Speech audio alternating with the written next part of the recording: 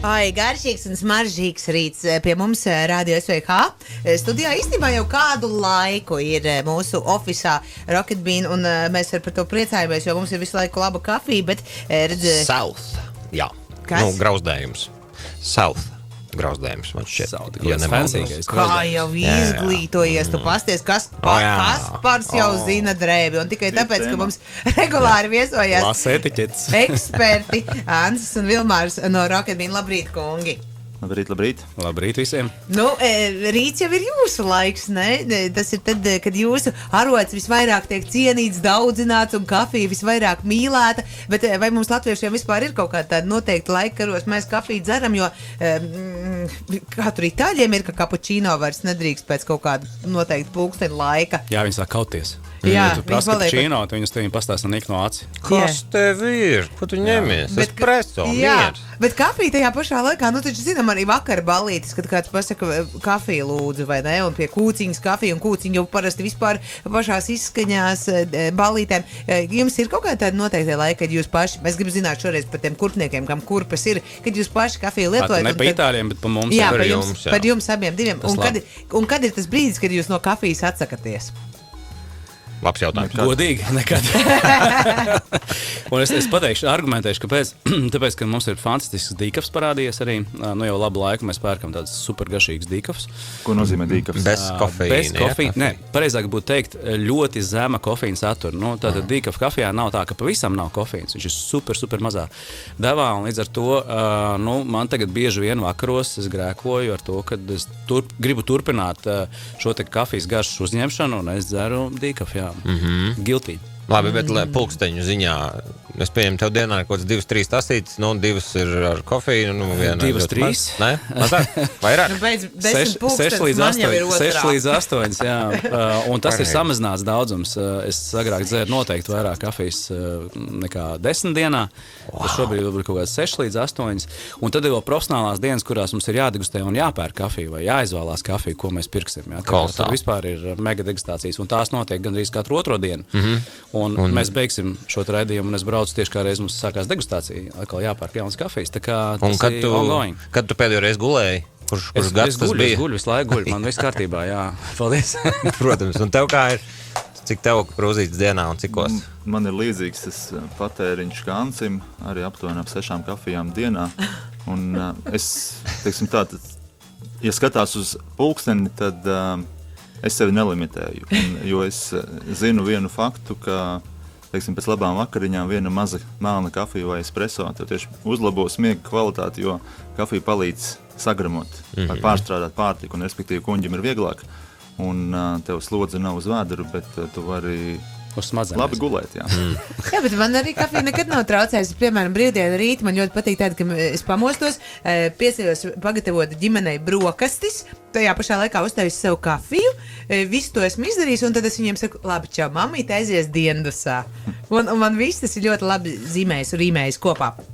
Bet katram tā garša ir sava, laiki savi, un jūs esat tie, kas ir nolēmuši un darījuši visu pavisam nesen, lai meklētu latvietību saprotamu garšu, un tajā esat pat pieaicinājuši, es saprotu, detektīvu, kas šajā nozare orientējas. Brūvīti. Brūvīti. Jāni, brūvīti. Tad jūs bijāt Brazīlijā un Kolumbijā, un kāda notiek tie meklējumi? Jūs vienkārši ejat, Andis bija, Vilmārs palika rūpēties par biznesu. Man neņēma līdzi. Jūs ejat pa ielām un tā, kur ir laba kafija? Kur jūs? Zin kā, šobrīd varam nekautrēties un mazliet to savu astu pacelt augstāk un lepoties, ka tomēr tik daudz gadus jau mēs esam tomēr industrijā un ne tikai Latvijā un arī starptautiski esam cienīti, ka tie kontakti, sadarbības ar tiem partneriem ir izveidojušās jau daudzgadējas. Un šobrīd Kolumbijas un Brazīlijas partneriem mums ir kaut kāds 8+ gadu, ko mēs strādājam. Vairs jau īsti nav jāiet, un arī tik daudz apkārt ir industrijā cilvēki, kas tev var pavirzīt vai norādīt, ka šis čalis, piemēram, tā ir riktīgi forša kafija un tās paraugu apmaiņa notiek ļoti intensīvi. Mēs tiešām varam iepazīt kaut kādas jaunas fermeris vai jaunas kaut kādas metodas vai kaut kādas jaunas šķirnes pat kafijas dažkārt. Ja? Tas notiek ļoti ātri šobrīd. Mēs tādā informācijas laikā strādājam, kur ne tikai informācija ceļo ātri, bet arī DHL paraudziņi ceļo ļoti ātri. Mums viņi atnāk pāris dienu laikā, mēs varam ātri viņu nosamplot, nograuzdēt un saprast, kas tur īsti notiek. Nu, bet tāda liela Brazīļa un kolumbieši, viņiem, ka jūs pieskaties uz kaut kādu vizīti vai apmaiņas braucienu, viņi nesaka tā, ko Latvija, tagad grauzdējiet savas zīles un cigoriņus. Kāds jums vispār sakars ar kafiju, vai ne? Jo mēs kā Latvija, vai kaut kādā brīdī jau esam parādījuši sevi kā tādu nopietnu tirgus spēlētāju? Ja mēs runājam par apjomiem, tad droši vien tas tirgus izmērs diktē to, ka mums apjoms, protams, nav tas lielākais, bet tāda vidējā kafijas kvalitāte, ko mēs šeit Latvijā un Baltijā varam dabūt benzīntankā, kafejnīcā, viesnīcā, restorānā, ir stipri augstāka nekā vidēja Eiropā citur. Tas parāda tikai to, ka uzņēmumi, kas šeit darbojās, ir kompetenti, saprot, ko tie dara un prot gan kafiju grauzdēt, gan uzturēt kafijas konceptus, respektīvi iekārtas un tā tālāk. Un skaidrs, ka mēs kā Latvija vai kā Baltija tieši ar to kvalitāti esam sevi pieteikuši, tāpat kā citās jomās. Mēs nevaram spiedēt ar lieliem apjomiem, bet mēs to varam izdarīt labi. Un īsteniem kafijas audzētājiem tā kvalitāte ir ļoti būtiska, ko beigās mēs ar šo visu izveidojam un izdaram, un ne tikai kilogramos un tonnās tas viss ir nemērāms. Ir gan, bet viņiem apjom, protams, arī interesē, un runājot par šo te sadarbību ar brazīliešiem un kolumbiešiem, mēs jau šobrīd neesam gluži tāds pavisam niecīgs sadarbības partners. Tas kafijas apjoms, ko mēs jau no viņiem šobrīd iepērkam, ir diezgan zolīts. Viņi neskatās mums tādiem knīpām un knauķiem jau, bet ir jau vērā ņemam sadarbības partneris, plus arī ļoti labi zīmējās nākotnes perspektīva un tiem mūsu nākotnes plāniem, ka mēs gribam nonākt katru latviešu mājās ar kafiju, viņa kafijas plauktiņā, tad viennozīmīgi. Šī meklēšana kafijas Brazīlijas laukos bija ļoti, ļoti sveitīga un ļoti, kā saka, rezultatīva. Jā, par tiem rezultātiem es saprotu, pavisam drīz mēs arī katrs pats varam spriest, vai tagad šobrīd mēs varam noskatīties arī internetā, kā izskatās tā meklēšana, kā tas process bija ielūkoties aizkulisēs. Jā, pa mazām sērijām mēs lēnās tādās mazās mērenās devās izdodam šo informāciju, kaut kādu lielāku video formātu, kas mums tur safilmāts ārkārtīgi daudz materiāls ir. Tie nāks arī pamazām ārā, bet var jau iepazīties, jā. Īstakafija.lv, tāpat arī YouTube un Facebook, arī Instagram. Varēs sekot līdzi šī te brūvīšu piedzīvojumiem. Jā. Un virsmērķis ir radīt kafiju ar īstenu Latvijas garšu. Kas ir tas, ko mēs šorīt baudam? Tas ir jau virziens vai izpēte? Jūs abi šorīt dzerat Magic no drip maisiņiem. Tātad šis ērtais pagatavošanas, kas ir drip maisiņš, ir tāds vienas porcijas gatavs iepakojums, kur tu var paņemt līdzi mugursomā, lidmašīnā palūgt karstu ūdeni vai, ja tev termosā ir karsts ūdens, un vienkārši uzlikt krūzītei, kā saka, pāri maliņām un apliet ar karstu ūdeni, tev kafija gatava. Pārgājieni vai mocijas brauciens, un tu piestāji kaut kādā skaistā ainaviskā vietā. Zigā, bet ne tikai. Mēs pēdējā laikā arī esam viesnīcās viņu dzēruši. Un tu aizbrauc uz kaut kādu viesnīcu un paliec tur visi slikti hashtag. Un tāpat ir Brazīlija, piemēram. Nav tā, ka varbūt tāds stereotips, kad tās kafijas augšanas valstīs ir ļoti laba kafija. Viņi paši diezgan dzer tādas kafijas atbirs.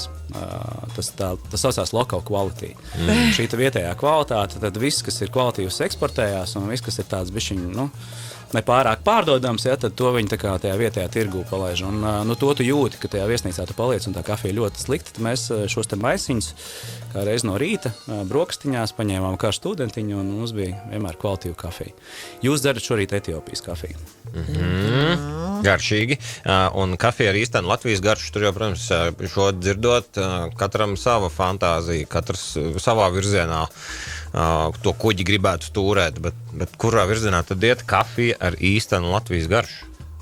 Es negribētu saukt ar īstenu Latvijas garšu, bet drīzāk latvietim saprotamu garšu, jo Latvijas garšu visticamāk tad cilvēkiem asociējās ar kādiem šeit uz vietas iegūstamiem produktiem. Dilles. Rupmaizi. Piemēram, dilles, rupmaizi, buksteņputra. Tas nav tas, ko mēs gribam sajust savā kafijā, bet strādājot šajā jomā jau 18 gadus, mums ir zināma pieredze uzkrāt, un mēs arī saprotam tās preferences, ko cilvēki izvēlās, kāda rakstura tās kafijas, kādas varbūt intensitātes kafijas, kāds maisījums vai kādas garšas notis ir tas, ko cilvēki novērtē visaugstāk. Un tad tieši šī pieredze mums ļauj strādāt tajā virzienā, lai produkts būtu tāds, ko tiešām, protams, mēs nekad nevarēsim izpatikt visiem, bet lielākai daļai auditorijas noteikti mēs varēsim trāpīt ar tiem produktiem, ko mēs ražosim tieši tādai klasiskajai mazumtirdzniecībai, kas būs pieejama pārtikas veikalos. Tas viss gaidāms 2026. gadā. Jā, šobrīd mēs esam tādā finiša nogriezienī ar savu jauno ražotni, respektīvi 25. gada decembrī plānojam uzsākt ražošanu, un 26. gadā jau ceram, ka mūsu kafija būs pieejama, un kā Antis teica, būs atrodama arī katram latvietim. Ikvienam Latvijas iedzīvotājiem. Tā gribās, lai katrs latvietis ir pelnījis dzert labu kafiju. Tāds ir tāds moto mums vienmēr bijis īstenībā. Esam līdz tam beidzot nonākuši un savā ziņā tāds sapnis piepildījies, ka tu vari ražot ne tikai tādai šaurākai nišai, bet ka tas kļūst pieejams visos Latvijas reģionos. Jo, ja mēs šobrīd aizējam uz jebkuru no lielveikaliem, tad nospiedošais īpatsvars no kafijām, kas ir plauktos, ir ražotas ārzemēs. Respektīvi, neviena no tām kafijām, vai ļoti retas no tām kafijām ir tādas, kas ir grauzdātas varbūt kafijas audzētāju valstīs, respektīvi visas valstis, kas ir tādi kafijas lielražotāji, grauzdēšanas izpratnē, zaļo kafiju iepērk, atved uz savu valsti, rada tur pievienoto vērtību, un tad tālāk mēs to kafiju importējam Latvijā. Mēs to sistēmu gribam mainīt, respektīvi mēs pievienoto vērtību tiem produktiem gribam radīt šeit pie mums, un tādā veidā arī neļaut varbūt naudai aizplūst no Latvijas ekonomikas, un tas arī ir viens no tādiem. Jā, sildīt Latvijas ekonomiku, nevis pludināt naudu projām. Forši. Un atrast īstu gašu, un tā īstā gaša tiešām latvietim ļoti patīk Brazīlija. Kā tāda bāze. Protams, mēs ar tām gašām tur paspēlēsimies un mēģināsim atrast tādu, lai ir kaut kāds gašs ceļojums starp šiem produktiem, bet bāzē, protams, latvietim ļoti patīk Brazīlijas kafijas gaša. Un tad ir vēl viens nemaz svarīgs faktors kafijas baudīšanā, kas ir ļoti svarīgs, tātad ir kafijas svaigums. Jo kafija ir tuvāk grauzdēšanas brīdim, jo tā būs aromātiskāka, garšīgāka un patīkamāka. Respektīvi, ja mēs to grauzdējam tepat uz vietas, tas ceļš līdz patērētājiem ir daudz īsāks. Jā, tā arī vērā ņemam nianses. Un kādos mērogos mēs runājam? Piemēram, mēnesis, tas jau ir labi. Tur varētu labi salīdzināt ar svaigi ceptu maizi. Tātad, ja tu, bet tas tā arī ir. Ja tu vari aiziet turpat lejā pie mājas, pie maiznieka un nopirkt svaigi ceptu maizi, vai tu nopirksi viņu kaut kādā vakuma pakā, kur uzrakstīts, ka viņai derīguma termiņš ir mēnesis, piemēram. Tas ir ļoti līdzīgi. Tātad tās divas nesalīdzināmas lietas. Svaigi grauzdēta kafija tev iedos daudz lielāku garšu piedzīvojumu, viennozīmīgi. Un, protams, jo termiņš ies vairāk uz priekšu, jo mazliet tā kafija degradēsies, bet te arī ir ļoti daudz lietas, ko mēs ņemam vērā un mēs testējam, ir iepakojumi. Kāpēc mēs joprojām neesam mainījuši iepakojumus, kad mēs esam notestējuši, kad ir zināmi iepakojumi, kas spēj noturēt labāk kafijas garšu. Un tas ļoti būtiski. Tad arī iepakojums mēdz atdot. Tad gaisma tiek cauri, skābeklis, kaut kāds gāza apmaiņa notiek starp iepakojumu materiālu. Un tu, ja tu esi ieguldījis tik daudz labā kafijā, tad tas iepakojums ir ārkārtīgi svarīgs, kurā tad tu mēģini šīs garšas atstāt. Jā, varbūt kafiju nevajag gluži kā maizi, tikko no krāsnes lietot, viņu nebūs tie labākajā formātā, kafijai jāļauj tur dienas 10 atpūsties, bet, kā Kaspars teica, tas mēnesis ir perfekts, bet 3 līdz 6 mēneši ir tas termiņš, kurā kafija ir ļoti labā līmenī. Visoptimālākajā tādā stāvoklī, jā. Jā, cik skaisti. Klausītāji vēl arī jautā un izmantosim izdevību arī reāliem ekspertiem pajautāt, kā uztaustīt un saprast savu kafijas stiprumu, jo arī tādos publiski pieejamos kafijas aparātos jau var kaut ko tur bišķi pieregulēt. Medicīniski vai pēc sajūtām? Tā, vai ne? Labs jautājums. Tātad ir katram noteikti kaut kāda savu kafijas jūtīgums, tas ir viens. Tātad var vadīties pēc tā, ka tev ir kaut kāds jūtīgums, tātad tu pielāgo stiprumu tam, ka tev vienā brīdī no konkrētā stipruma rodās kaut kāds diskomforts. Un tu nejūties labi, varbūt ir pārāk liels sirdsklaus, tad vajag samazināt. Otrs variants ir garšs patika.